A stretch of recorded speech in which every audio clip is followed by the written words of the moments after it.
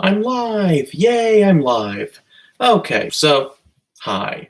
Um, yeah, I know this is like the fourth video on this channel now that everything's happened. So, saw a movie. And figured I'd give my thoughts about it. Mainly just because I'm watching the internet completely shit themselves over this movie, and I have to look at it and go, what the hell are you doing? So, background, I saw Suicide Squad. Thought it was a piece of garbage.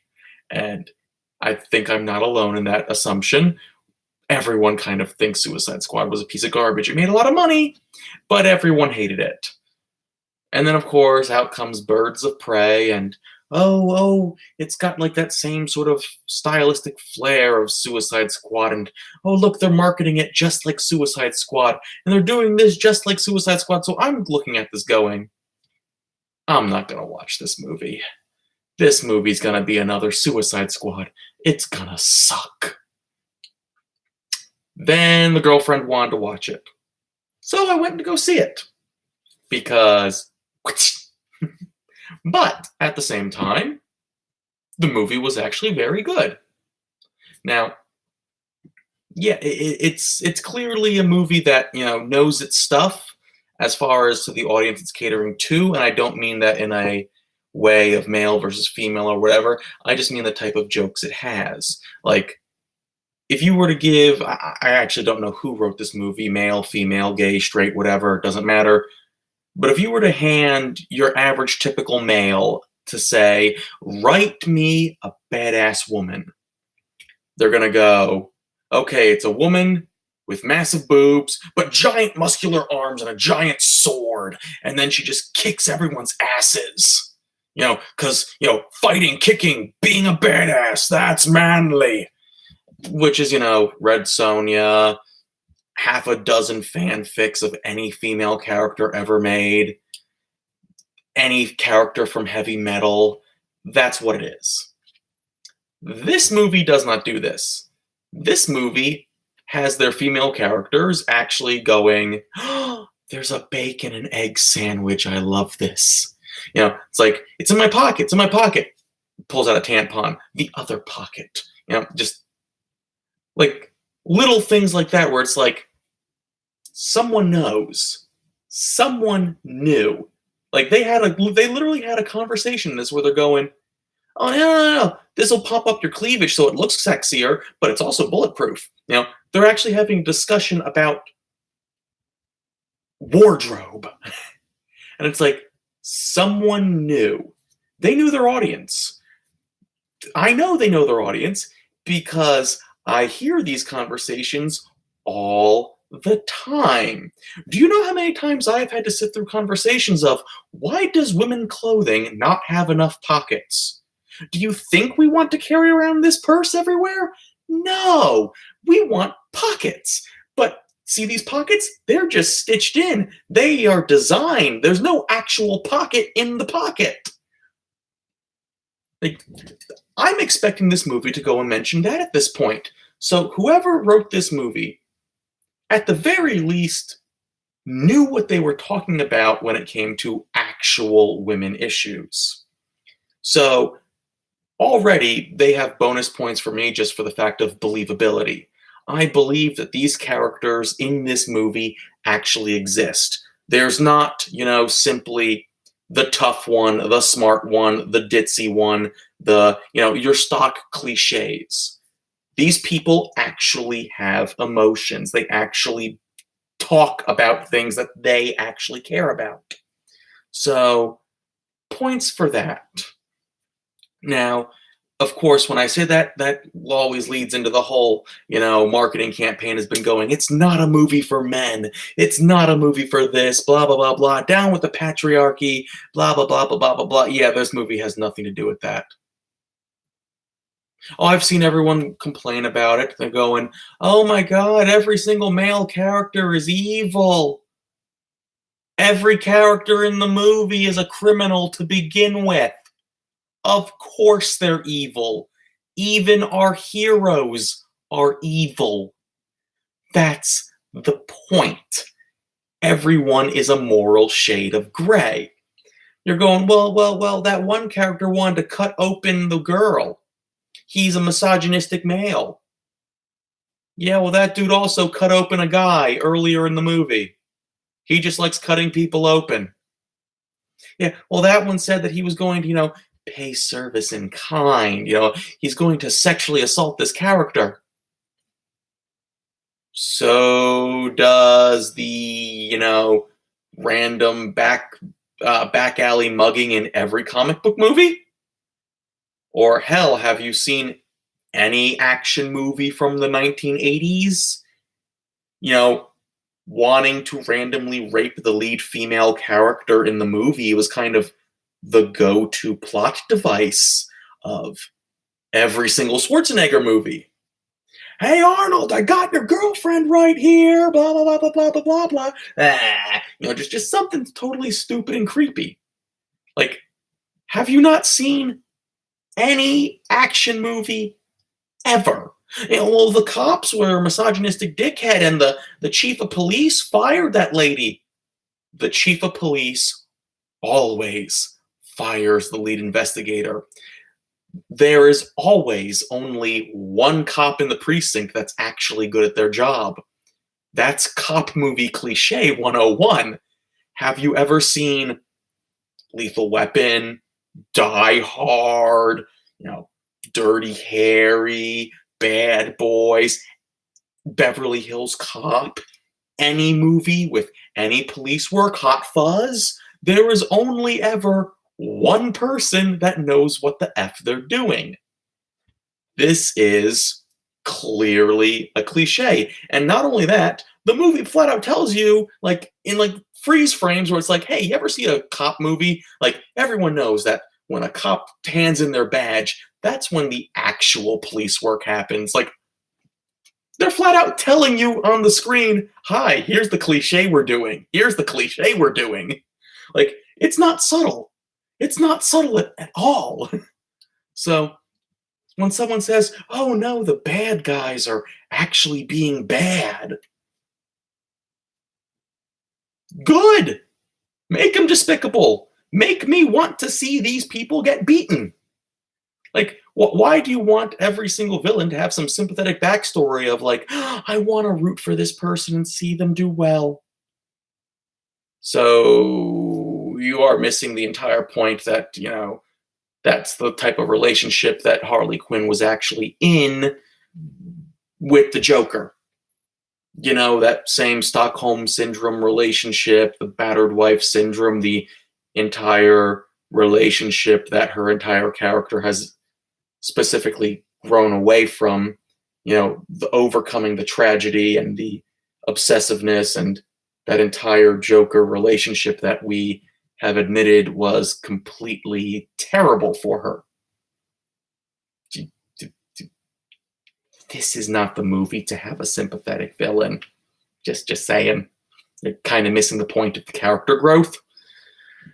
But, okay, so everyone's having their, things where it's like, and honestly, I've got to say, I think a lot of people just want to be offended by movies at this point, because either people aren't paying attention or they really need to be spoon-fed stuff, because some of the examples I'm seeing online where it's like, Harley Quinn breaks this person's legs and it's played off like a joke. No, actually. See, this movie actually does a lot of save the cat stuff, and the first 10 minutes of this movie is literally the laundry list of problems our main character needs to change about themselves. So basically, the entire first 10 minutes of the movie is about proving to you why Harley Quinn needs to change and get her act together. We see every single stupid thing she's ever done. And then what happens in the movie? Oh, every single person you've ever done something mean to is now out to kill you. That's the chickens coming home to roost there. That's the karma's a bitch there. That's the, guess what? Our main character is now being forced to change her ways. The entire point of the movie, or at least the emotional arc for Harley Quinn, is I'm going to learn to be a slightly better person. So that person she broke the legs of, there's a reason why it was a bad move. Because that person was also an informant for the police. He was literally the only person inside the villain's lair that was telling the cops, there's going to be a shipment now. Go, go, go, go, go. Like, come on, like this is the guy you want to get. Sure, he's a criminal. He's probably done a lot of bad things. But that's every single hero in this universe too. Okay? The one henchman that spared the life of the little girl and trained her to become, the huntress.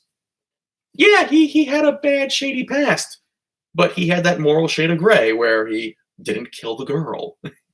know, the one cop that's, actually good at her job, is still, still gets drunk all the time and still has, steals evidence from the lockers and does all the typical cop stuff that you see in cop movies that's, technically against the law.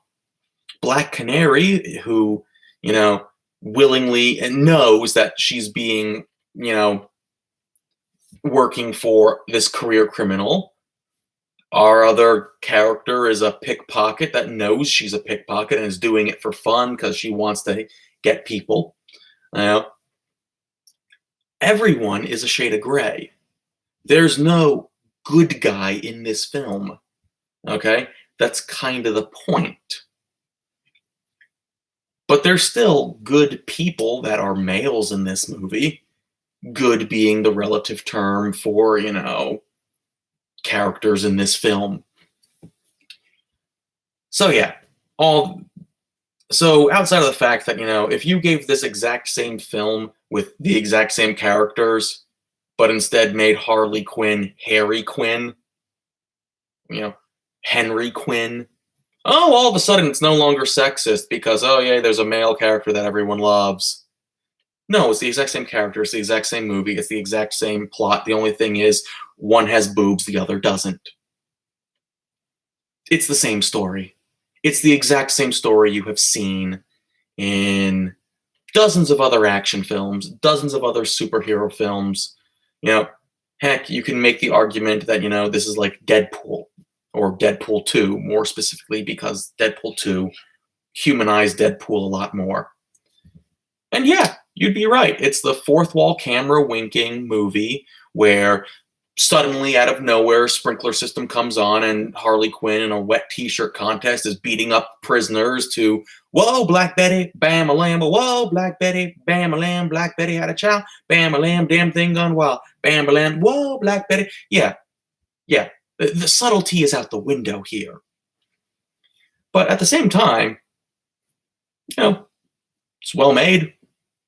At no point in time in any of the 1,800 fight scenes was I lost. Like in Suicide Squad, there'd be people running from this side and then literally cut the exact same people running from this side. Okay? There is no breaking that 180-degree turn. There is no, hey, we're going to have this black text all the way over on the black background that's right over here so you can't actually read it. No, everything was competently shot. Everything was competently filmed. Everything was well acted, too. I mean, yeah, a lot of the characters are one-note caricatures, but they're believable in what they have to say. They believably have likes and dislikes. Like, there's little tiny things that I picked up on where, honestly, you have to really pay attention to get. Like, oh, when Huntress just gives Cassandra Cain a car, like a little toy model car. Why'd you do that? You have to remember that 45 minutes ago, back in the flashback scene, that's the car her mother gave her when her entire family got shot down. You're probably not going to catch that the first time through. There's like one line of dialogue, one line that reminds, when Matoya says, your mother had a gift. That gift line is the one line that hints that Black Canary has like, supersonic voice powers. That's the one line you get. And one little scene earlier of her shattering glass, but she has a microphone, so, You might pass that up as a parlor trick, typical thing. Even Mythbusters did that where whoop, and the glass shattered every time. So there is a lot of actually stuff that I want to go back and watch again because there's probably other stuff that I missed. These little hints and little foreshadowings. This is probably a very tightly written script. Like, Suicide Squad was a complete jumbled mess of like 700 different scripts all merged into one. And 2 hours into the 2 hour, 30-minute movie, they're still bringing people in and going, by the way, this is so and so, and I wouldn't recommend getting cut by her sword because, it traps the souls of the living or something or other. It's like, why is this character being introduced and you're literally info dumping her right now? Versus this movie where there's 4 characters, and even though it's clearly the Harley Quinn show, there's, the other 3 characters have decent enough scene time, and they all get built up enough that you get them. Like Black Canary, there's no misunderstanding where her motivations are. Same with Renee Montoya. Huntress is a little bit left out, but then again, they play her up as like a wild card that no one seems to know whose side she's on.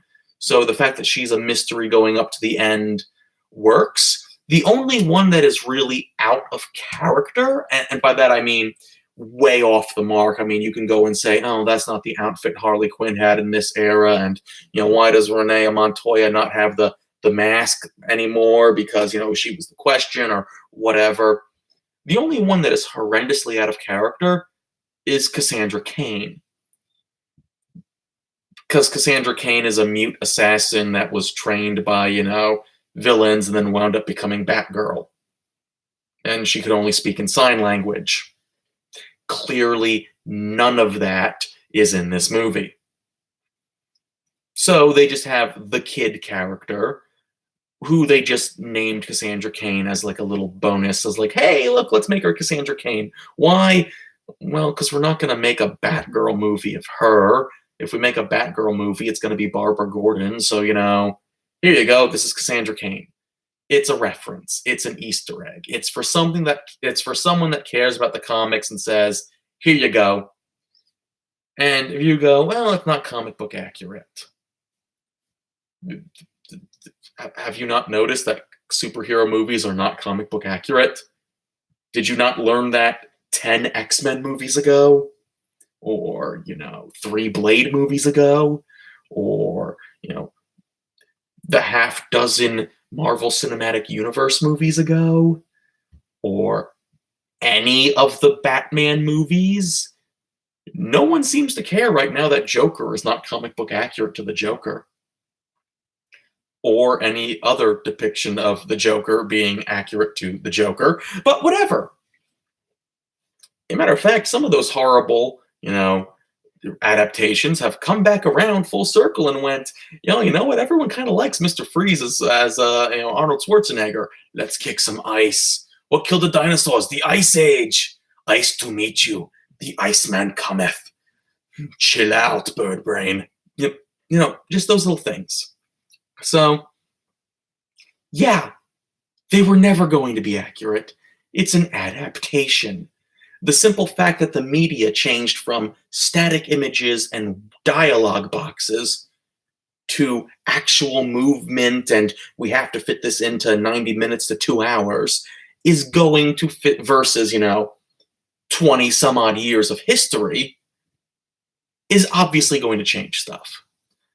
It's always going to change. No matter how faithful an adaptation is, it's going to change something. Even Lord of the Rings changed out stuff. Even Lord of the Rings got rid of Tom Bombadil. Okay? And those movies were 4 hours long. So, yeah. I actually quite liked the movie. And I think it's a darn shame that it's not doing well enough in the box office, because Suicide Squad was a piece of garbage. Birds of Prey is actually entertaining and enjoyable. Is it going to win an Oscar? No. But then again, I'm the guy that likes Godzilla movies. I'm the guy that likes Carnosaur 2. Okay? I like a lot of cheesy crap. But there's a difference between the well-made, enjoyable cheesy crap and the absolute garbage cheesy crap. Suicide Squad was absolute garbage. Birds of Prey is actually highly enjoyable, and it is really, I believe, the fault of the marketing team that's marketing this movie as Suicide Squad Part 2. That's ruined this movie because clearly no one got the memo that Suicide Squad sucked and no one liked it. So, yeah, it probably made money, and that's all they saw was, hey, look at this money that we made. They didn't seem to realize that, yay, look at all this money. How many people would go see it again? They missed that part of the equation. And of course, all the actors and actresses going online going, we're so happy to be a part of this movie because F you, men. Yeah, that's not what the movie's about. And that's also part of the marketing because, hey, when was the last time you ever saw an actor or actress, or is actress even a term that's used anymore? I don't know. But when was the last time you saw anyone that's in a movie going, yes, the movie I'm in is a piece of garbage? No. Every single time they do any sort of talking point on an interview, whether it be on TV or in a newspaper or online, that's marketing. That is, you go out there, here's the points I want you to talk about this movie. We have pre-screened the scene that they can show you, and with the questions they can ask you about, go ahead. That's all marketing. It was the marketing team that failed this movie. But there's been a pretty high audience score and a pretty high score as far as critics as well, so hopefully there's enough good word of mouth that this movie will do well enough or have enough long legs to basically break even and make a profit. Because it'd be a shame if, like, this movie and Shazam, which were really good movies, didn't actually, do well, considering the whole DC universe thing has been little bit sketchy, hit and miss on, good movies and bad movie ratios. So there's still that whole initial distrust about, oh, it's a DC movie. Oh, will it be good? Will it won't be? So hopefully, the more good movies will get better words of mouth and hopefully stand the test of time. Or pull Keanu Reeves and John Wick, where the first movie doesn't actually do well at all, but word of mouth and fan interest, and eventually it's like, oh, okay, we understand. We got it. We have we'll get the second movie out, and then second movie does better because word of mouth of the first. It's one of those things where what happened to the movie prior actually dictates the movie after how well they do. So hopefully everything goes well. So yeah, go out, see it, have a fun time. If by any chance you're looking to be offended and you're going to go out of your way to purposely misinterpret every single decision in a movie, then don't see it. Go out and have fun, people. Why do you have to look at a movie and go, I want to be offended by this? Don't do that. So, thank you. Yeah, I think that's generally all the thoughts I had about it. I mean, yeah, that's basically it. Saw some previews. Wonder Woman is interesting. I'm not sure why Trevor's back. And not necessarily sure why they're going with the whole 80s vibe with the music. It sounds like someone just saw the trailer to Thor Ragnarok and went, oh, we're going to do that. But I don't think it fits Wonder Woman, but okay, it's probably be decent enough. Although I clearly saw Maxwell Lord in it, and I'm like, really? Of all the Wonder Woman stories, we're doing Maxwell Lord? Okay, fine, well, Maxwell Lord. Yeah. People kind of forget Maxwell Lord was a hero for 90% of his, existence. But there I am yelling about comic book accuracy when I just went around going, comic book accuracy, don't care about it in actual movies. So, Take what I get. See if it's a good story. There was a few other ones. There's a Saw movie that's coming out. Something else. I stopped caring about the Saw movies after Saw 3. It became obvious to me that, yeah, no, there's no point to this. You just want to have a ridiculous Rube Goldberg machine kill people like Final Destination. Okay, cool, fine. But don't go and try and say, we're a smart movie if all this blah, blah, blah, blah, blah. No, you're not. But this one actually looks decent. It actually looks much more like Saw 1, aka the only good Saw movie that I saw. Or if there was a Quiet Place Part 2, which at first I thought was a Cloverfield movie because of the monsters. Never saw Quiet Place 1, but it was on the list of, ooh, that looks interesting. So probably have to go see that at some point. Yeah. I'm sure there was more trailers, but none of them made an impression for me to remember. So yeah, we'll go and guess we'll leave it at that. Now, don't expect there to be a giant movie review or me talking for 27 minutes just because I went to see a movie.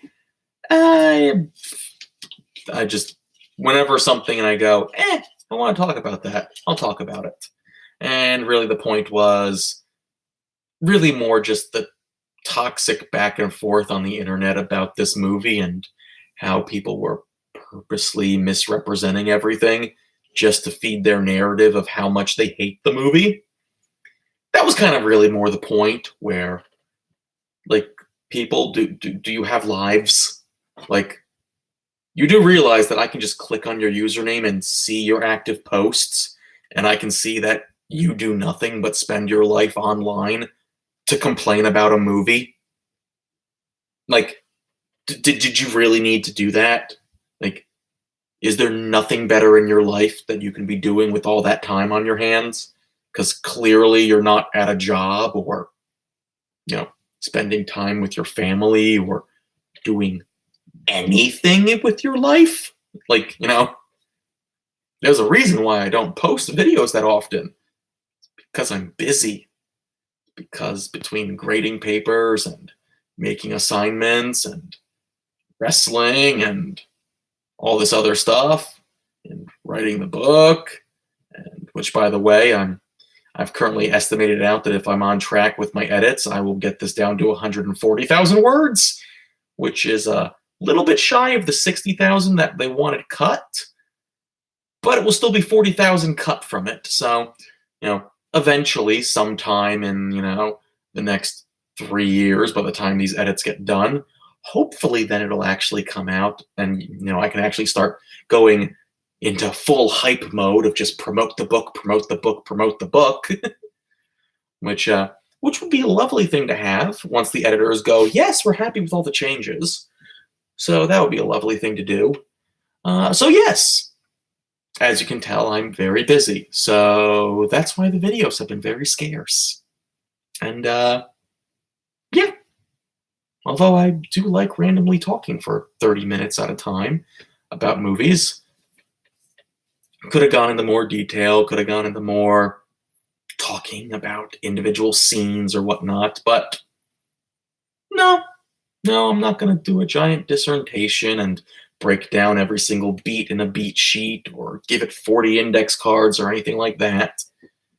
I'm not going to go into 6 key points either or debate if it's what genre it is because, well, clearly it's a superhero genre, but no, superhero genre and Save the Cat is a very specific definition, not necessarily superhero as in Spider-Man, X-Men, versus, well, maybe this counts as institutionalized, or maybe this counts as, Golden Fleece or whatever because it has mythic structure in it as well. And yeah, no, I'm not going to do that because